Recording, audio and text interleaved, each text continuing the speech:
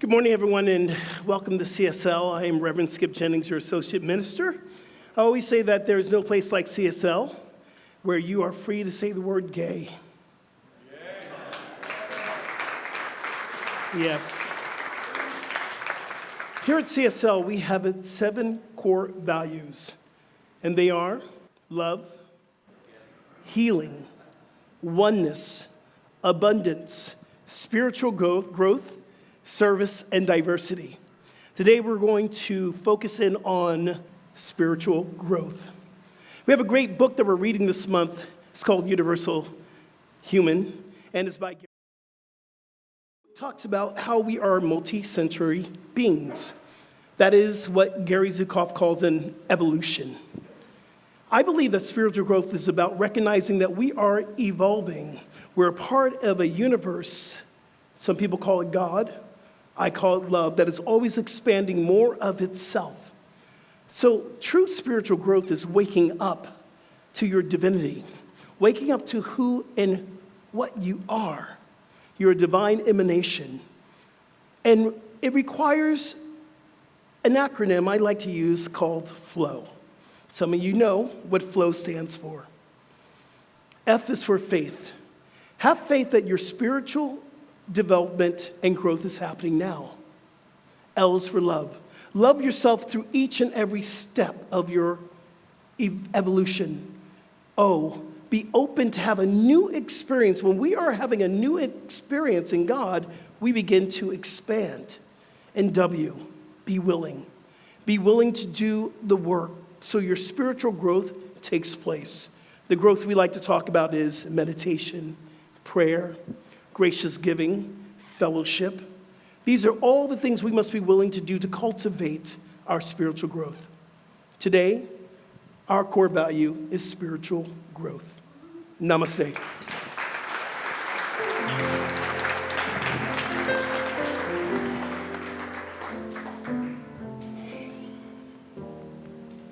CSL is part of a global organization with over 500 centers worldwide. We're a spiritual community that honors all faiths and all religions, and that's because we know there is no wrong way to experience or express God, whether you're worshiping, whether you're lighting a candle, repeating a mantra, or offering a prayer. So we celebrate the diversity of different religions and religious practices in our ceremony this morning we call the Flames of Faith. The candle is lit for the Tao to honor the universal path of harmony, the natural way. The candle is lit for shamanic traditions, honoring the belief and practices of all indigenous peoples worldwide. The candle is lit for Hinduism to honor the spiritual path of devotion and the variety of religious icons and deities. The candle was lit for Judaism to honor the path of sacred law. The candles lit for Buddhism to honor the Four Noble Truths and the way of compassion. The candles lit for Christianity to honor the Christ consciousness that lives in all of us. The candle was lit for Islam on this holy month of Ramadan to honor the path of peaceful submission to the will of God. The candles lit for the universalistic religion of Baha'i to honor the path of unity. The candle was lit for our own faith, which we call New Thought, Ancient Wisdom, to honor the metaphysical path and the practice of universal spiritual principles. And finally, last but certainly not least, the last candle was written for peace and for the peaceful acceptance of all peoples, all faiths, and all spiritual practices worldwide.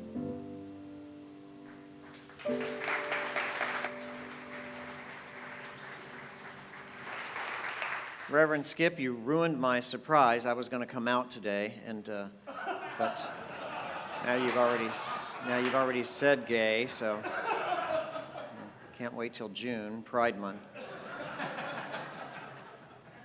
So I was at a party a few years ago, and this guy walked in that I had an instant attraction to. There was something about him that drew my attention, and it wasn't his looks, it wasn't his body, it was his spirit. You know, when he walked in the room, the whole room seemed to just get brighter, like somebody had just turned on a light. He came in laughing at something that someone said, and he had that kind of contagious laugh, that somebody has that when they laugh, it makes you want to laugh. Have you ever met somebody like that? I mean, and you just instantly like them, don't you? You want to spend more time with them. You want to hang out with them because their energy is so positive. And of course, the opposite is true as well. I remember one day long ago in my other life, before I became a minister, I was in a business meeting and was introduced to my new boss. Now, that was a man I took an instant dislike to. Before a single word could come out of his mouth, by just the way he carried himself and walked into the room, I knew this relationship is not going to end well. He was arrogant, he was self-absorbed, he was unkind, the kind of person that you just instantly want to get the hell away from. Have you ever had this experience? You meet someone and instantly you're just attracted to them, you like them, and others you instantly just don't, and you don't even really know why that is. I mean, if someone asks you, why do you like him so much? You're like, I don't know, I just do. You don't really have an answer. And if someone says, why do you love that woman so much? And you go, I just do. I just do. It's interesting, isn't it, how we can read people without really knowing much about them or having any experience or history with them at all, and yet somehow we just know. Something in us is naturally drawn to love and to joy, and something in us is naturally repelled by arrogance and unkindness. What is this something in us? What could it be? Now, maybe you've had this experience too. Last week, I woke up and I had my friend Cheryl on my mind. I don't know why, I was just thinking about her, and she lives in another state. I don't know why she was on my mind at that particular morning, but there it was, and 2 minutes later, I get a text from her. This happens to me a lot. I don't know if it happens to you, like you're thinking about someone, and then all of a sudden they call you or you hear from them. Has that ever happened to you? You start thinking about somebody, and then out of the blue, you hear from them. What is this extra sensory skill that we all have? Where does it come from? Why is it that we like some people, we dislike others instantly, even though we have no history, no experience with them? And how is it that we're able to connect with someone mentally, even though they can be thousands of miles away from us? And how do we know some things are going to happen before they happen? Can some of us see into the future, or do we all have ESP? Have you ever heard the term eagle eye? She's got the eagle eye. You know why? It's because eagles have vision that are 7 times better than we humans, than our human eyes. They can switch from monocular to binocular vision using one eye at a time or both. And this allows them to literally look in 2 different directions at the same time. Imagine if we humans could do that. We could actually text and drive safely. Yes, you could. You would be able to keep one eye on your husband and the other eye on that gorgeous man that just walked in the room, right? And no one would notice. My dog Quentin has better hearing than I do. He can hear sounds that I can't. In fact, there's a number of species on our planet that have better hearing than we humans: bats, rats, and cats. Did you know they can all hear better than us? And when it comes to our senses, our human bodies just didn't really get the best. I mean, we only have 5: touch, taste, hear, smelling, and sight. And they're actually inferior to a lot of other species in our world. So how is it that nature compensated us? What did we get that the other species didn't? Maybe you figured out by now. I may not be able to hear as good as my dog, but I can listen with my heart. I may not be able to see as good as an eagle, but I can see things with my intuition. I can sense the spirit of another being. I can tell if their heart is pure or not. I can tell when they enter a room if they're living in faith or hiding in fear. I can tell if they're happy or sad. We all can. We are not limited to the 5 senses of these human bodies. We are multi-sensory beings. That something in us, that knowing that comes out of the blue, is spirit that lives in us. It's the inner knower, some people call it. It's the animator of the body. It's the consciousness in your brain. It's the love in your heart. It was there when you were born. It was there before you were born. It will be there when your earthly body expires to walk with you into your next grand adventure, whatever that is. You are more than just a physical body born on a certain date in time. Your consciousness precedes your body and prevails beyond it. My teacher's teacher was a sassy man, Dr. Raymond Charles Barker, and he said this: "I am more than a birth certificate waiting to be a death certificate." About 30 years ago, Gary Zukav wrote The Seat of the Soul, which became a perfect classic, right? An instant classic in New Thought movement.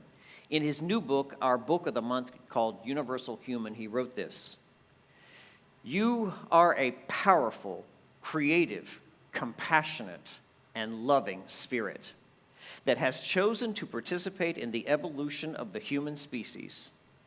Your origin is not merely biological. Your experiences are not only physical. Your gifts are far more than they appear." Now, I don't know about you, but I have no memory of making a choice to come to this planet to participate in the evolution of the human species, as he says. I don't know that my purpose is to uplift the consciousness of the entire race, but I am certainly willing to do my own work to be a better man. The truth is, you can't heal anyone else until you heal yourself. Only the healthy can help the sick. Be healthy. Only the rich can help the poor. Be rich. Only the well-loved can help the lonely. Be well loved. If you be lifted up, those around you shall also. Now, here's the thing that most people don't know. They got it, as my grandmother would say, bass-ackwards. They think that we live in a vastly expanding universe. They look into the night sky, they see the stars, they look at the pictures of outer space, and they say, wow, it is overwhelming, this infinite life that lives out there. But what they don't know is that we don't live in an infinitely expanding universe. That universe lives in us. This vast infinite life that you see out there is equal to the depth of the life that lives in here. That is the formula: infinite life out there and infinite life in here, in every single individual that life has created. So, this life, something in you is pressing outward, forcing growth, like the seed is forced to open up when it's planted in the soil to become the plant. Something in you is calling you out. It is giving you dreams of a bigger life. Something in you is coercing you and urging you and daring you to step outside your boring little comfort zone. That something is the infinite life of God that lives inside you. And listen to me carefully here, friends. It will not let you rest until you grow. It will not let you rest. One wise sage asked, "Why are you searching for enlightenment? You might not like it." You know, we all want to grow. Everybody wants to grow, but nobody wants to change. We want a bigger life and a greater good. We just don't want to be challenged to get it. We live with this fantasy. This spiritual growth comes from walking down, driving down in a limo, some smoothly paved road with no bumps and no challenges, and we just stroll down the road ever so gently, enjoying the view as we look out the window. And when it's all over, we throw ourselves into the loving arms of a big, snuggly God. It's all bunnies and butterflies. Ha! Ha, ha, ha, ha, ha, ha, ha. Nothing could be further from the truth. Spiritual growth is hard. It's awful. It is awful. It is horribly challenging. It'll kick your ass. And that's why practically no one does it. It is much easier to accept the status quo, to live with the limitations you've got, and sit in your comfortable recliner down here in Florida in what one author called our state God's waiting room until you die. Charming. Spiritual growth means to constantly, every day, meet your limited thinking and your bad habits. Yes. It means you have to face your ignorance and be willing to change your thinking. It means you have to grow all of the time, and there is nothing more uncomfortable than growth. There are no resting stations on the road to enlightenment. Oh, let me sit down and rest. There's no rest in peace. That's a fantasy. The reality is, it is work that never ends. Just like every relationship you have, it requires constant work and maintenance every single day. You are always working to expand your awareness of who you are and where you belong. You are always trying to find some way to get comfortable being uncomfortable all the time.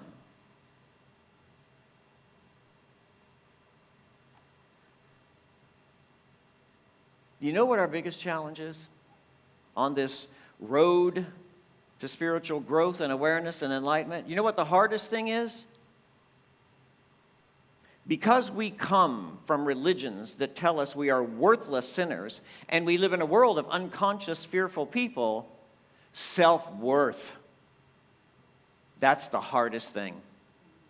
Understanding your worth and your value, and maintaining that awareness that you are worthy of the highest possible good, that's the hard thing. You know, we all have a ceiling of just how much good we'll let into our lives.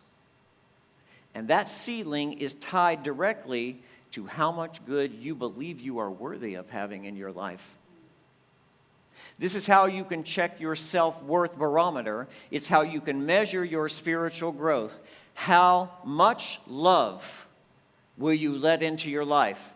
How many people will you give and receive love to? How much money will you let yourself earn? How high on the ladder of success will you let yourself climb?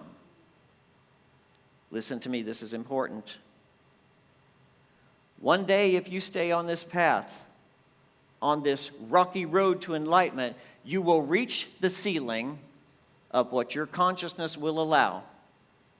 And when you reach that ceiling, one of two things will happen. Either you will break through that ceiling to another higher level of awareness and accept a greater good in your life than you ever could have possibly imagined, or you will sabotage yourself and you will fall back into the smaller life that you are more comfortable living.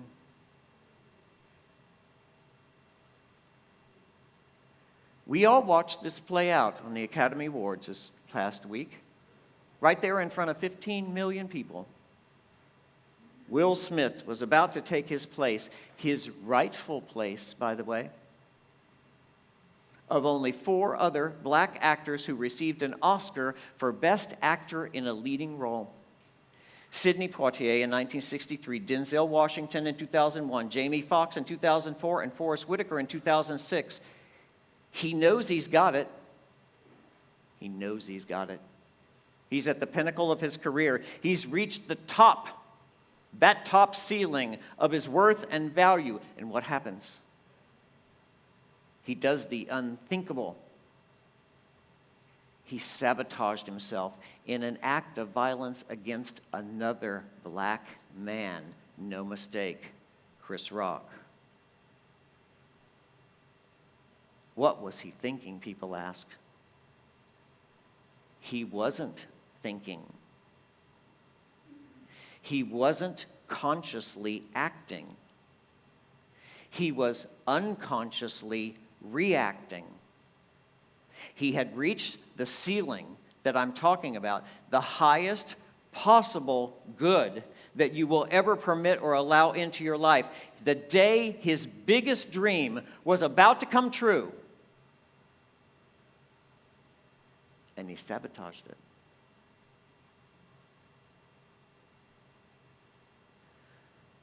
But before you judge him, think about your own life. How many times have you gotten this close to the life you've dreamt of and done something equally stupid? How many times have you gotten this close to love, to that man or that woman that you've dreamt you would live your life with? How many times have you gotten this close and you find some petty excuse to not let it in, some rationalization to not accept it? How many times have you found out exactly what you need to do to heal, but for some reason, you just don't do it? On this rocky road to enlightenment, there are many challenges, my friends. Many challenges. And most people play them out in the privacy of their own homes. But some of us display them in front of the world on a stage underneath a bright light. That's what I do. That's what Reverend Skip does. And every other spiritual leader that tries to live by example. Every week, we get up here and we stand before you and we attempt to display the genius that lives inside of us. But we equally display the ignorance of our human ego and experience. We are all ignorant geniuses, just trying to make our way through this lie of duality. So have patience with yourself. Show some kindness toward others. Be forgiving. Because he was right. You are a beautiful, beautiful, beautiful spiritual being, temporarily experiencing life in this very flawed and imperfect world. You are a multi-sensory being, daily just trying to find the courage to let out this infinite worth that you hold inside. And so ends the lesson.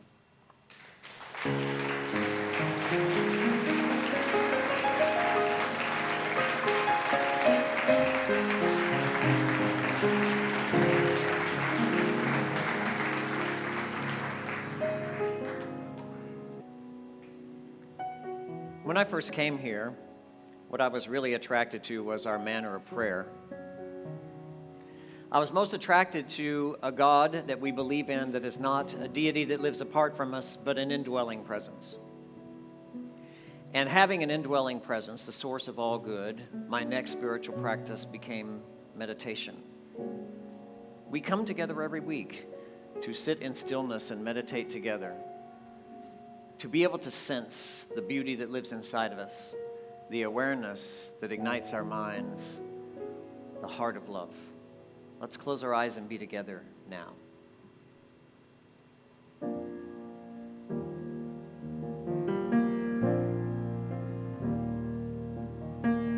I breathe out, I breathe in, I am still, I go within.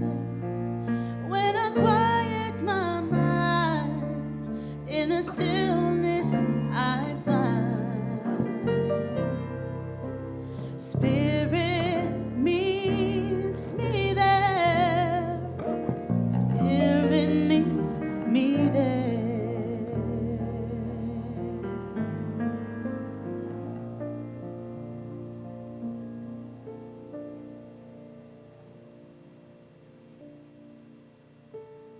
whole world is waiting for a sign from God, as if the sky were going to open up and a big, large hand would reach down. But the signs come to us individually every single day in our urge to live better. The sign comes every day in the longing in our hearts for love, in the joy in being together with other spiritual beings. God is not a far-off deity. It is an indwelling presence that surrounds each one of us as love, as joy, as ease, as abundance of all good. The kingdom of heaven is at hand. The highest possible good you could imagine is here now.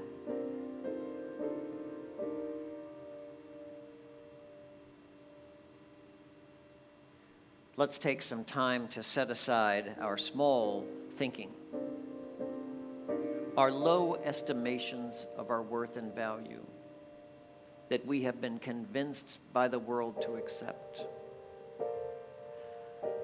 Let's sabotaging our good. Let's open our hearts to a greater love, our minds to the very best ideas, and our lives to the abundance of nature. Let's be still now in its presence and know. Let's be still.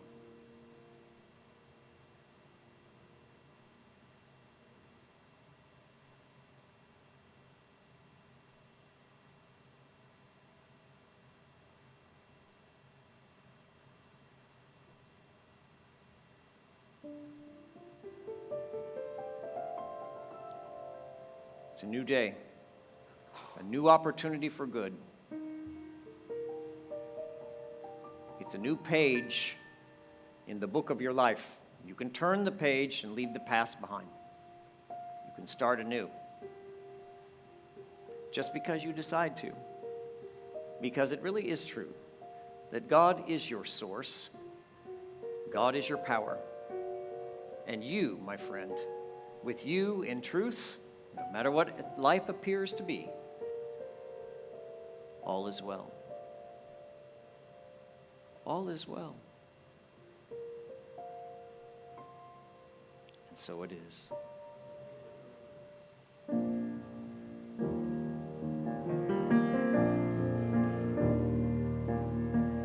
I breathe out, I breathe in, I am still, I go within.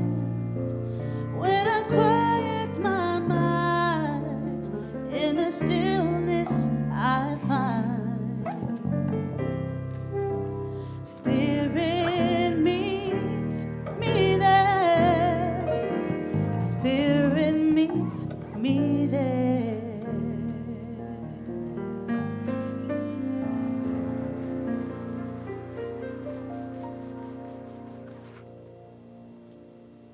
Close our service as we always do with our affirmation of the day. You get to take this with you as an extension of our service. Would you say it with me aloud, please? I am a multi-sensory expression of the divine. I am one with the universe, and all my needs are met. And so it is. Let's know this together. We are surrounded, immersed, and embraced by love. We live in power. We go in grace. And the highest possible good we can imagine in our minds and hearts is available to us right now in this instant. We turn away from lower expectations and small estimations of our worth and value and begin to see the reflection in the mirror as God sees us as another opportunity for a beautiful life. We are multi-sensory beings living in an infinite universe that is programmed for good. This truth is established in our minds and hearts and becomes the driving force that creates our new consciousness and our new experience. We are blessed, and so it is. Thank you for watching, and thanks for supporting CSL. If you'd like to know more about us, check us out on our website or social media. Blessings.